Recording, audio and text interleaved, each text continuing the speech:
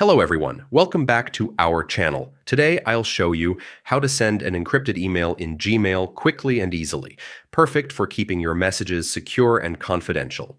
First, log into your Gmail account. Once you're in, click the Compose button on the left side to start a new email. Next, look at the bottom right corner of the email window and click the padlock icon with a clock.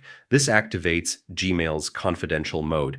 After that, choose an expiration date for your email. You can set it to expire in 1 day, 1 week, 1 month, or more. Now decide if you want to require a passcode.